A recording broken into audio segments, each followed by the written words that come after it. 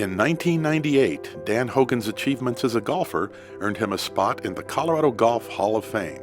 So why are we also honoring him with a Lifetime Achievement Award? For the fact that since he has been honored and inducted into the Colorado Golf Hall of Fame, it hasn't stopped what he has done for golf. He has continued to press forward in golf and promoting golf in Colorado. You only have to go to the Colorado Golf Hall of Fame in Brighton to understand why. Dan's passion for the history of golf in Colorado has populated the hall with countless trophies, clubs, books, and other artifacts. He not only continuously adds to the collection, but he also devotedly ministers to it.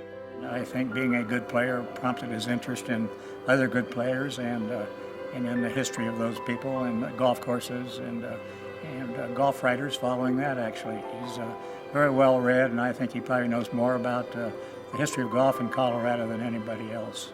Adventures with the Colorado Golf Hall of Fame. I think I came on there when Warren Simmons was president of the CGA, and he noticed my interest in the history of the game and encouraged me to serve on the board. And they never told me not to come up to meetings anymore, so I kept showing up and served 4 terms as president, and it's been a long association, a very enjoyable one.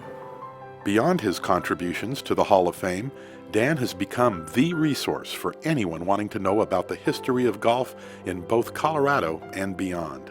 I play golf at one of the oldest golf clubs in the area, and we're over 100 years old, and we like to perpetuate the history of golf, and so we came up with the idea of having a golf museum or a library.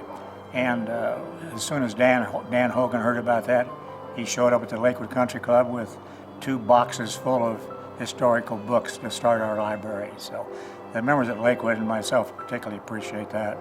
Oh, I enthuse over what Danny remembers and what he recalls. And as I say, I've been to 120 some majors, and Danny knows more about them than I do. And he should have been a writer, is what he should have been. And his recall is unbelievable. He's so well read. I've never run into a person who is better read in all the golf journals and books that he's got in the library. That's worthy of our Hall of Fame, actually. We could put it down in his house. It's not quite big enough, but Danny's recall and his memory is just beautiful. And his tales are great. I mean, he embellishes everything he talks about. And you have to draw him out. He won't do it himself. I mean, he's rather kind of a humble, shy guy. But you get him started on it and sit down and tighten your seatbelt. There is a story behind every item Dan has collected, featuring deer antler handles, the Overland Cup, dating to 1896, and won by future USGA President Frank Woodward, came into his possession through the chauffeur of one of Woodward's heirs. But that's not his most cherished artifact. My favorite of all those artifacts, when I came back from service around the Korean War, I started playing at City Park, and I discovered that a bunch of old silver trophies had been just cast away under a workbench over there. And one which City Park retired back in 1926, I believe, having won the city team championship 3 years in a row, was being used as a glue pot down there by one of the professionals.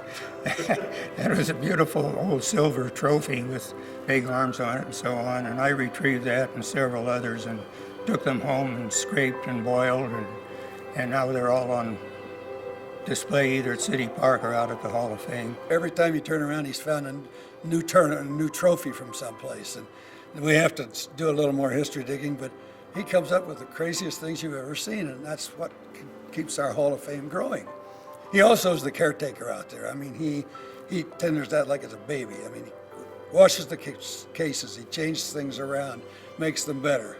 He's been so much more good to the Hall of Fame as an inductee than he was for getting into it. He's invaluable. Of all those artifacts that we've collected, the Blue Pot Cup and the Platte River Cup makes me think that there's a lot of keepsakes just stashed away in closets and in rooms someplace, and we're always interested in that kind of history and love to hear anything that might be available.